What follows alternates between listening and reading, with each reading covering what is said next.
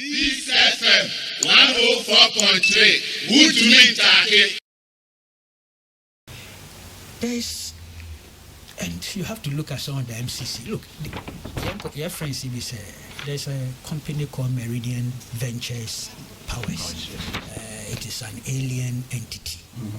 And that it means that Meraku had insulated itself from... Or your press conference? Or? Yes. Different legal opinions on that. Fortunately, I'm a lawyer. I'm hesitant sometimes about legal and other technical issues are mounting an unbridled challenge to those who are learned in terms of their professions. But I'll be seeking also some other opinions. That it is not true that Meraku could insulate itself from any liability that Meridian Ventures would have incurred. And indeed, that it is agreed, MCC, IFC, Horton Andrews, Ghana government, all of them knew, including members of parliament. The Meraku had decided to participate using Meridian. And indeed, some Meraku will post the BBI or stock exchange now. They make reference to that. It's not a secret. It's not a hidden thing. And time of work year registration in Yamania, Registrar General's Department, all those things, it's there. Of course, I mean research on it. And the first time I met it was during the NDC. The letter the NDC produced. And maybe first time I met it about Meridian. Okay. But my subsequent checks, it shows say it wasn't a hidden fact. It wasn't a secret agenda. It was documented. Nasia Bibi by said document made the 4-year briefing. Yeah. Moving pick. Mati John Jinapo, or see, he wasn't at that meeting. From all my sources, it is true, say he wasn't at that meeting. And that it was also not brought to Parliament formally as part of the memo and committee report. Also, my checks shredded, also a valid statement to make. But what I've subsequently found out is that some members of Parliament, including the leadership, attended that event. And indeed, they were briefed on that and given that presentation. I didn't know this till you'll be surprised. 2 days ago, let me read the Hansard, the copy of Mude Sami Kitebiwa. Last Saturday, he referred to it. When I read the Hansard thoroughly, before Saturday, let me tell you, I mean, read it. But 2 days ago, I met in a coffee shop and the base. There's something so go through this Hansard. So I started reading it carefully. The group maybe the most blank spaces have been to my friend. Do a Hansard department, so me a new copy. And I got the new copy. Okay. Oko column 4367. This will be the conclusion. Let me read. This is the minority leader.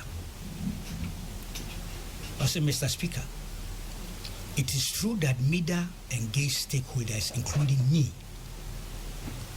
In the stakeholders meeting, we were told that the employment relationship, as was defined by MIDA Compact, has been extended from the 5-year moratorium to 25 years. First of all, even legally, for one to vary the contractual terms of an international agreement, which was signed in, then there was interruption. There have been changes. For one to vary the contract, there have been changes. I said MIDA gave me a document. The Hon majority leader will remember the meeting at Moving Peak Hotel, Accra. They gave us certain slides, which I would share. In those slides, there have been changes that have been agreed to between the government and the government of the United States and the Millennium Challenge Compact. I will need from the minister a signed document from Millennium Corporation of the United States committing to those changes, because he has said to us that as MIDA presented it, there are changes. With those changes, I need an official correspondence from the Millennium Challenge Corporation of the United States agreeing to those adjustments, which include tenure and guarantee employment security for the workers of ECG and Public Utilities Workers Union. This is the minority leader. The key point here is this: he was at the Moving Pick Hotel briefing. 2, he was a beneficiary of this document I'm holding here, and the slides that indicated what the whole transaction, where it had reached. And this was July 18th. 11th July. Check the... it's on it. I have a copy. It's 11th July. And the ratification July. by Parliament, parliamentary approval, 11 July, Sam, you are right. Ratification or approval by Parliament was 24th July. Last Saturday, whilst I hadn't read this, me refer to that document now. Me bisa question be. Question me bisa and it's surprising there members of Parliament are called that briefing. Whilst deliberating on this matter, nobody raised the issue. Only for me to realize that Aruna raised it, except it didn't give specifics, as stated here. In Buachi Ajako, winding up. Chairman Ajako. Yes, he was the minister then. Okay, Buachi. Okay. In winding up, oh, sorry.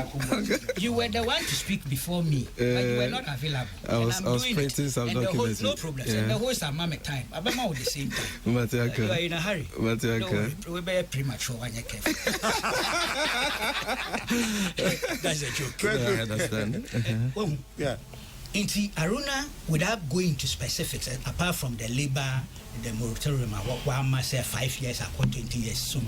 These are some of the changes now. Notice here. Administration did. No, Buachi Ajako reacted to the issue because Aruna will watch here will raise a fundamental point about whether you can review the documents in the compact. Buachi Ajako came back to say, Mr. Speaker, the point has also been made about variation in the compact agreement. Mr. Speaker, for the records, there are 2 levels within this compact agreement. The compact agreement itself cannot be varied without recourse to the U.S. Congress. However, the concession and its articles are all negotiable, and it is stated clearly in the request for proposal and the related documentation. So we need not to go to the House of Representatives in the U.S. to change elements of the concession arrangement. We, however, have to go to the House of Congress if we need to change the compact agreement. So, for example, it is the 5-year compact. It is a 5-year compact. If we need to extend it beyond the 5-year duration, then that is changing the compact itself. And we would have to go and seek permission from the House of Congress. But with the concession arrangement itself, that is not the requirement. The point I'm making, say, in Parliament, whilst they were deliberating on this matter for approval, it was obvious that some, at least the leadership of Parliament, knew that some changes had been effected relative to the concession agreement. Now, as far as I know, as a parliamentarian, if you are so concerned about a certain change and you think that it materially affects what you were going to do in terms of parliamentary approval, I believe you would have fought the case here. Yeah. It's a house of records. And even if you were voted against, it will be on record that there was a dissenting opinion. But this thing, people expressed reservations here and there, but they all voted for it unanimously. Inima, that's something struck me. Nancy, there was this housing project controversy. Exactly.